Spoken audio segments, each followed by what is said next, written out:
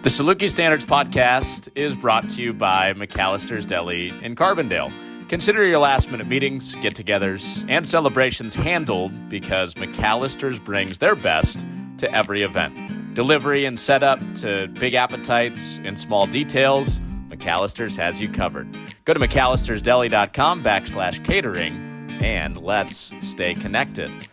I'm your host, Connor Onion, and this week's guest is Abby Moore. She was known by her maiden name of Abby Barrow when she was at SIU playing volleyball. Her final season was in 2017, and she was part of the first NCAA Tournament team in SIU volleyball history in 2015. Abby also part of the 1,000 Kills Club.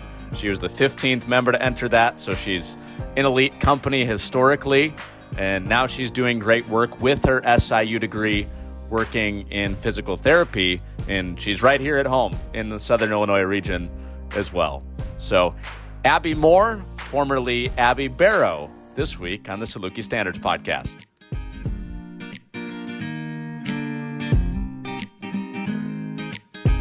Abby, we were just talking long time no see, long time no talk. How's everything going in your world? Yeah, no, it's been good. Even recently, I've been thinking about how it's so weird that it's already been like 3 years. It feels like it's both, where it feels like it's been so long, but it also doesn't feel like it's been that long. So yeah, I mean, life has moved on, working, I got married, so I have a different last name now. So yeah, lots of changes in, 3 years. So Abby Moore now, right? Yes, more. Mm-hmm. Okay. So yeah. people knew you as Abby Barrow, but Abby Moore now. I should have introduced you that way. That's my fault. It's okay. No, it's okay. Old habits. Yeah. I mean, you kind of gave us a little update on what's going on now, but how's work? What are you doing with your SIU degree and all that good stuff?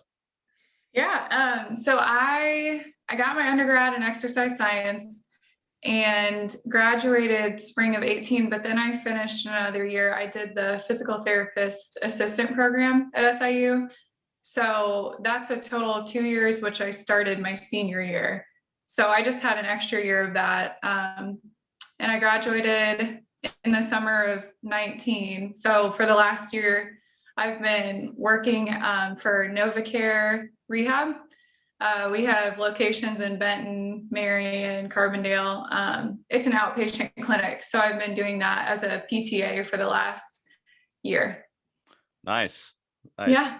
How do you think your degree at SIU and specifically volleyball helped you move on into the medical world? Oh, I mean, I think the reason why I was interested in physical therapy is because as an athlete, I mean, you see all the time, whether you have gone through injuries or you have teammates that have gone through injuries. The human body always interested me a ton, especially as in college, as we're like pushing ourselves to the limits, honestly. So that really sparked my interest in physical therapy. And so, being done with volleyball and then moving into more of the, whether it's like prehab or the rehab after, has been really interesting because I can look back at different things that we did while we were training or different teammates that had gotten injured and specific injuries that I know that they dealt with that I actually, work with patients now on. And I've also gotten to be a part of helping our NovaCare Rehab kind of start this program for high school athletes. It's called the Play It Safe program. So what it is we're trying to prevent injury. So by teaching athletes, proper jumping forms, whatever sport it is, but specific for volleyball, because I have a lot of experience with that, but proper jumping forms, exercises that we can do to keep ourselves strong, to keep ourselves from tearing our ACL. That's a huge thing that we see in volleyball players, and especially like young female athletes. So I've gotten, in the last year, I've gotten to be a part of developing a program that we work with local high schools, different just different athletes that would come into our clinic, and we get to work hands-on with them, not only doing injury prevention, but also working on sports performance and enhancing agility, strength, speed, teaching them proper mechanics that will keep them safe, but also help them improve as an athlete. So it's been super fun. Like, I'm so thankful I've been able to be a part of taking what I've learned and the passion that I have for athletes and just how our body functions. And now I've gotten to learn more of like, okay, this is why we did that, to be on the other side of it. So Right. Is there hard data you can look at that says like this program's really working, or is it still too soon to see the impact you guys have had? Oh, no, this is actually, so we're a part of Select Medical, which our NovaCare clinic, and this is a program that they have used for years. And it's something that we actually get to, we'll bring athletes in to the clinic, and we do testing on them. So basically we do a test to start with, and this test and we use sensor technology. So it's pretty cool. Like it's like we actually get to see data from it. So this test, we put them through a series of exercises that are meant to basically fatigue the athlete. And then when we're fatigued, that's when poor movement patterns come in. So, like in a volleyball game, if you're a front row player, you're a middle blocker, and you are constantly going back and forth, taking approaches, coming off the net. When you're fatigued, that is when the majority of injuries happen, because that's when our poor movement patterns come into play. So this test that we do at the beginning of this program is meant to fatigue them, so then we can see what poor movement patterns they have in order to correct them. So then it's cool because it's even like a recording. We do it with a computer where we can play it back with them after, and it slows it down. We can show them exactly where, hey, look at this jump, your knees are coming in. That's putting a lot of stress and strain on your knees. That's what leads to ACL tears. So no, it's definitely something that is not new technology, and there's lots of great studies out there that have shown the benefits of it. It's a little bit newer to our clinic and our clinic in Benton, Carbondale area. So we're trying to really like get it out there more, because it's been really cool to be a part of. And even looking back at former teammates that have torn their ACL, it's like, man, it's like, I wish I could have like worked with them. I didn't know at that time. I didn't have the knowledge because I hadn't gone through school yet for physical therapy, but it's fun. It's really fun to be a part of. Yeah, I was going to say, is there almost this element of, man, I wish I knew this stuff when I was playing so I could not only help myself, but help my teammates? Oh, definitely. Yes. I look back and, we learned a lot. Our strength coaches were awesome. They did a lot of looking back. I see all the things we did. I'm like, oh, that's why we did it. That's why we worked so much on landing techniques, on training our, strengthening our hips so that our knees don't fall in when we jump. So it's cool to look back and see like specific things, or like even I remember Justin, my coach, constantly like talking to us about, okay, we need to make sure we toss the ball and hit the ball in the right arm slot, because if we don't, we're gonna mess up our shoulder. So yeah, it's cool to look back and see, oh, okay, kind of connects the dots a little bit. That's what he was talking about. Yeah. It's like, oh, okay, he knew what he was talking about. Yeah. So. I mean, from a scientific and technique and all those sort of things, like obviously you've learned a lot in school about how to handle injured athletes now that you're working in the field, but what about from like an empathy standpoint, going through it as a player and playing it at a high level? How do you think you've been able to relate and interact with athletes better because of those experiences? Yeah, I think now that I've been able to see the rehab side of these injuries, it definitely increases my empathy for even thinking back to some of my teammates that were going through that, because what we don't see is how many times they had to go to rehab or therapy. Like I think about Lindsay. now. I know she's had she's had so many knee surgeries, and I just think about how it can get disheartening, like it can get really frustrating and discouraging when all you want to do is just play, or like all you want to do is just get back to like your normal like day-to-day life. So it definitely has, being on the therapy side of it, and even just seeing patients with different injuries, and learning then how to encourage them and motivate them, even for like the hour that we see them in the clinic. um, it's definitely been an eye-opener, something that I was fortunate enough to not have a huge injury when I was in college. I had a knee injury for, unfortunately, it was the end of one of our seasons where lots of us were injured. But it wasn't like an ACL sprain or anything, which I'm really thankful for, because it's a big rehab process. And the thing they don't talk about much is the mental side of it, and how to recover from it, not just physically, but how to get through it mentally. Right. I think about how involved you were when you were at SIU. Strong Survivors, dance marathon. You got class. You got Division I sport. You're trying to be excellent in. What type of pressure did you feel from doing all those things, if at all? If there was any pressure that you put on yourself?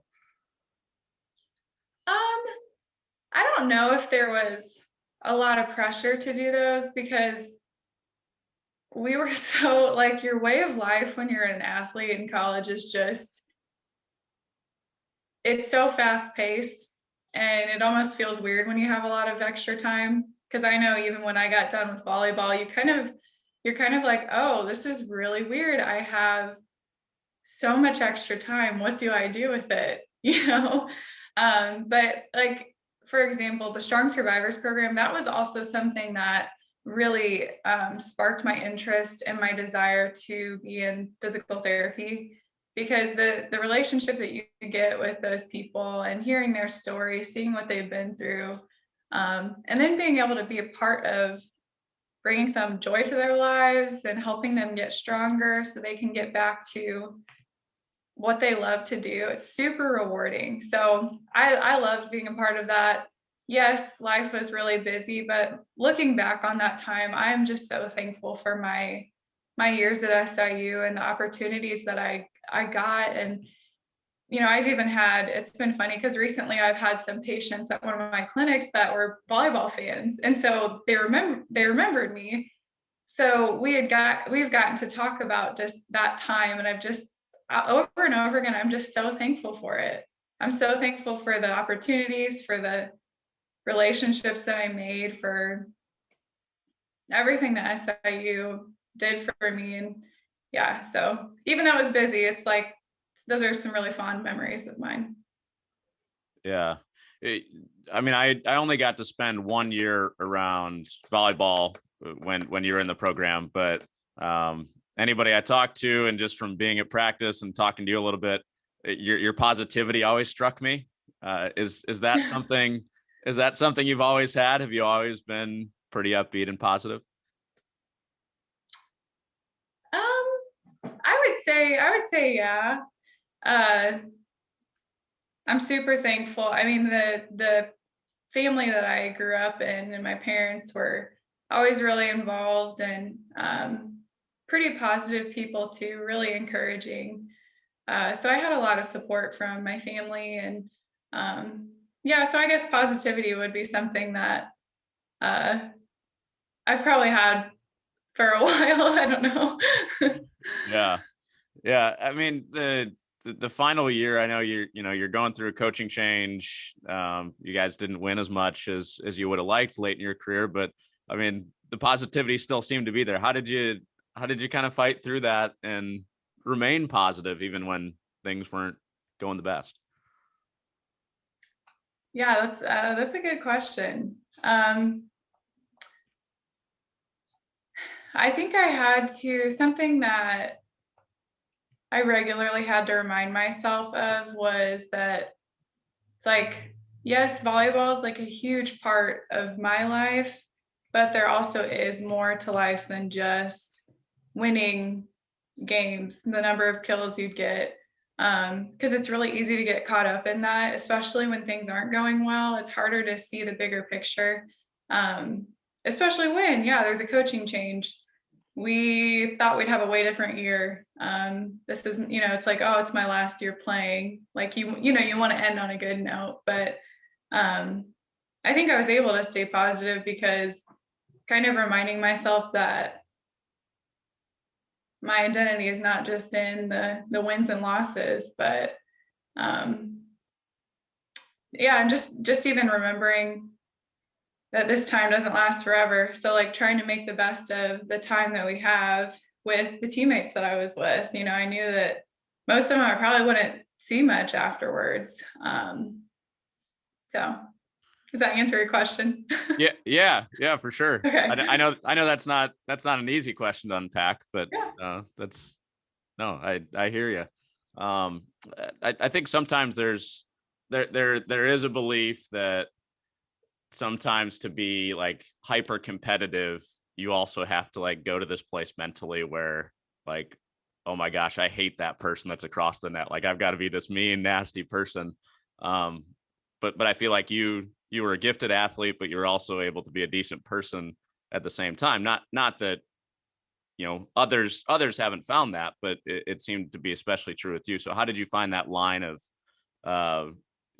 being a good person, being gifted at the same time, and walking that line? Mm-hmm. I think for me, it was just like, I could be really competitive. I was very competitive. But it's like, in the end, it's like, it's a game, it's like a game. It's like, it's fun that we get to be competitive and have these teams that we're like rivals with. But at the end, still like say, okay, that was a great game, even though we lost. Or like, especially, I remember Lily Johnson for Missouri State was just this like, she was one that we're always like, oh, we want to beat Missouri State. We have to beat Lily Johnson. But even at the end, like I remember Andrea and I, after the last time we played them, we got to go up to her and just like talk to her about how fun it's been the last 4 years competing against her. And it's like, we didn't hate her. We respected her. Like we respected her for her talent and the way she was a leader on their team. So yeah, I think just understanding that it's a game and it's just fun that we get the opportunity to play. But ultimately, like I said, it's not the end of the world if it doesn't turn out the way we'd hoped. And you just have to move on. Like you just have to, and that was something it's easier said than done, especially when you're not doing well or not playing well, or your team's kind of in a lull. It's tough to try to keep your eyes set on the future still and not dwell on the past. That's a really cool story you told about Lily Johnson. Obviously, because there was some parallel with your guys' careers. What did she say in return about playing against you? She I just remember it was really fun. We both went up to her, Andrea and I, because we were, Andrea and I were both the outsides and she was the other outside. Right. And she kind of said the same thing, how it's kind of just been like an honor to play against each other for the last 4 years. And I remember that Missouri State coach at that time, she came up and said something similar to Andrea and I, which meant a lot. It really did. A quick break from our conversation with Abby Moore, formerly Abby Barrow. Bud Light created a seltzer so satisfying, it will have your taste buds going wild. Bud Light Seltzer is the official seltzer of Saluki Athletics. Now back to our conversation with former SIU volleyball player Abby Moore, the former Abby Barrow. Thinking back to, I guess it would have been your sophomore year, the 2015 NCAA Tournament team that, as of now, goes down as the best team in program history, the first team to do it. Why was that team so good? We had a wide variety and a lot of depth to our team. Another thing that I'm so thankful for is the number of international players that SIU had. You know, like I got to know people from like Yael from Israel, Andrea Colombia, Nelly from Sweden. Like that doesn't happen very much. And they're, you know, very skilled players with a lot of knowledge. And so I think for us, that team, you know, we had a lot of depth. We had a lot of people that could come in when someone was struggling and know that, hey, they are just as solid. Like we can count on that person. It wasn't just these are just the starters. Once they're out, like we're sunk. But it was we had a lot of trust in everyone on the team that we could count on them when we needed it. And Justin was an amazing coach. He had so much knowledge, and I have a lot of respect for him and what he did with our program. And just even, I mean, I think one of the biggest things that worked well for us was how fast paced we played. Like our Meg Vigors and Hannah Kaminsky were amazing setters. They could set the ball barely above the net, where like if we got there quick enough, the other team couldn't catch up to us. That was our offense was a huge asset to, I think, our success that season. Yeah. You were still an underclassman at that point. Did you expect that team to be that good? Like, did you think at the beginning of the season, hey, this is an NCAA tournament caliber team, or did it take some time for you to come to that realization?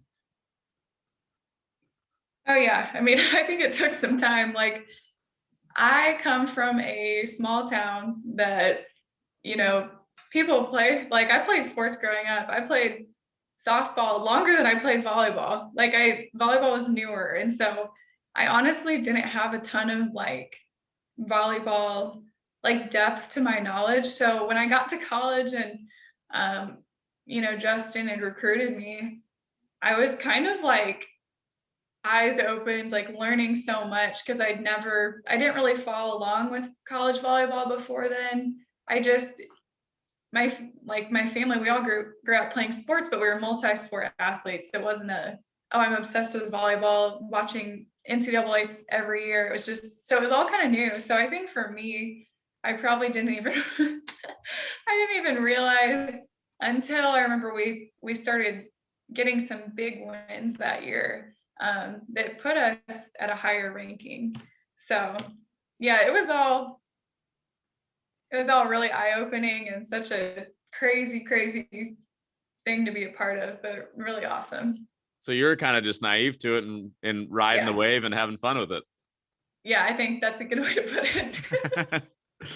Yeah. I mean, by the time you get to the watch party, I mean, it wasn't a sure thing you guys were getting in, but you find out at the watch party that you're getting in. What was your reaction when you did find out?